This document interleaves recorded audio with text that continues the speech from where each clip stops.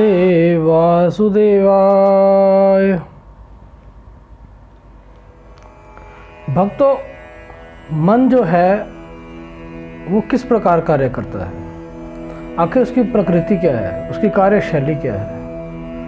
और मन जो है वो जो कार्य करता है, जो भी हमारे आत्मा को, शरीर को, हमारी बुद्धि को, हमारी सोच को किस प्रकार किस रास्ते पर लेके जाता है, इसका उसको इनपुट कहाँ से मिलता है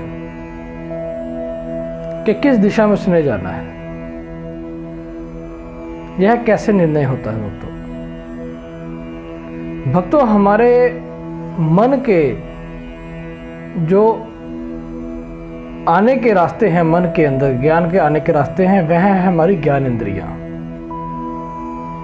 हमारी मुख्यतः 5 ज्ञान इंद्रियां हैं जो हमारे शरीर में उपस्थित हैं और जो दिखाई देती हैं, जिनमें हमारी आँखें, हमारे कान, हमारी जीवा, हमारी त्वचा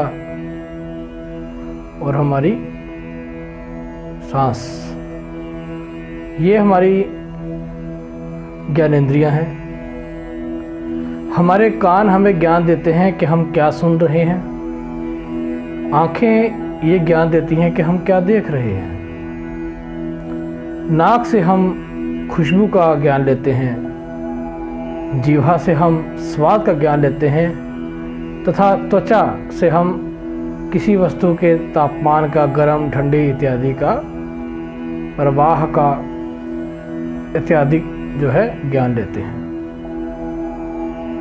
और जो छठी इंद्रिय होती है, जो इन 5 इंद्रियों की स्वामिनी है, वह हमारे शरीर का अंग नहीं होता, वह हमारे अंतर्मन में छुपा हुआ एक अज्ञात इंद्रिय है, वह होती है हमारा मन। ये 5 इंद्रियों से मिलने वाले ज्ञान का निचोड़ ही है मन निकालता है, और उस निचोड़ से प्राप्त रस का पान हमारी आत्मा करती है।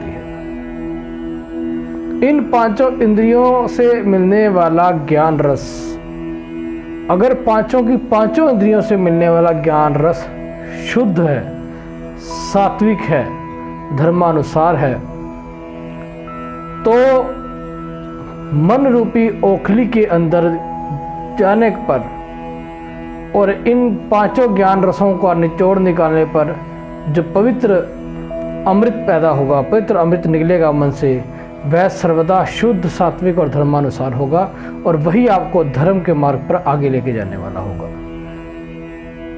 लेकिन जैसे कहते हैं कि किसी भी प्रकार से बनाए जाने वाले सामान में अलग अलग प्रकार की सामग्रियां लगती हैं, एक भी सामग्री अगर अशुद्ध हो तो वह संपूर्ण आहार को, संपूर्ण जो उसका निर्णय आना है, उसको दूषित कर देती है, खराब कर देती है। इसी प्रकार हमारी 5 इंद्रियों का नियंत्रण जो है, उनको अगर हम नियंत्रित कर लें तो हमारा मन नियंत्रित हो जाएगा। और यह कैसे होगा कि अगर हमारी 5 इंद्रियों से मिलने वाला ज्ञान रस में से किसी एक इंद्रिय से मिलने वाला ज्ञान रस भी दूषित हो गया, तो उस मन रूपी ओखली में निकलने वाला अमृत भी दूषित हो जाएगा, वह जहर बन जाएगा। हमारी आँखों को सदा शुद्ध और सात्विकता देखने का रास्ता ही देखना चाहिए। जहाँ हमने अपनी आँखों को अधर्म और पाप के रास्ते को देखने का आनंद प्राप्त करना शुरू कर दिया, तो 5 4 ज्ञान इंद्रियों से मिलने वाला रस को ये आँखें दूषित करती हैं। इसी प्रकार कोई इंसान कितना भी अच्छा हो, लेकिन अगर उसको चुगली सुनने का शौक़ हो जाए, किसी की बुराई सुनने का शौक़ हो जाए, तो क्या होगा कि उसके अंदर बुराई आ जाएगी। तो वह जितना मर्जी अच्छा आचरण करता हो, बाकी 5 इंद्रियों से जितना मर्जी अच्छा आचरण करता हो, अच्छा सूंघता हो, अच्छा खाता हो, अच्छा चलता हो, अच्छा बोलता हो, लेकिन उसको बुरा सुनने की आदत पड़ जाएगी।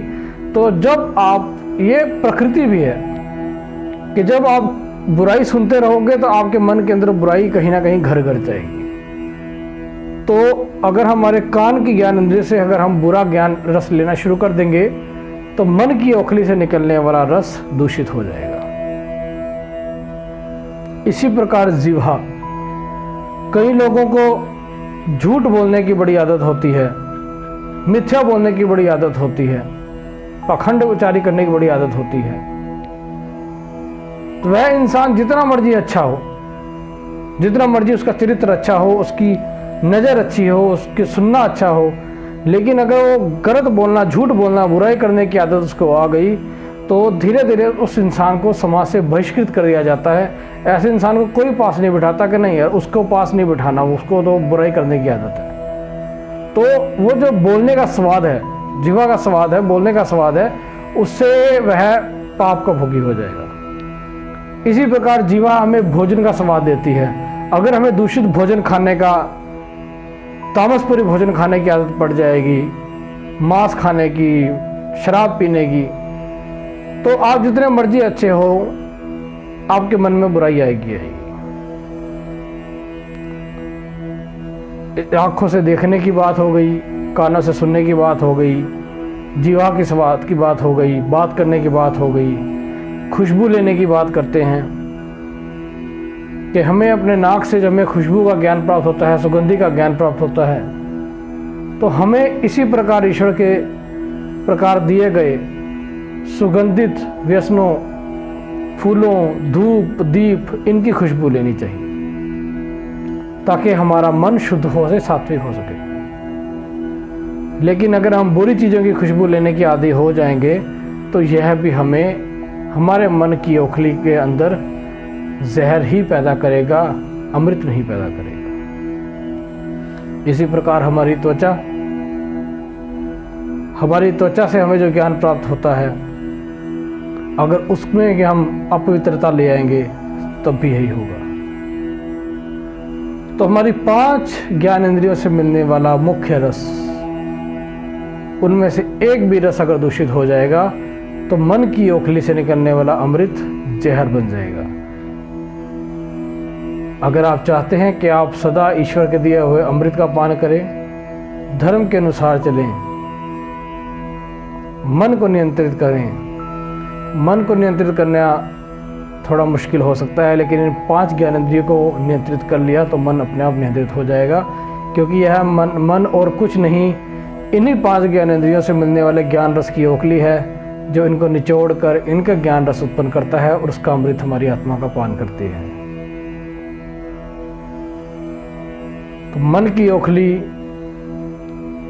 5 इंद्रियों के रस,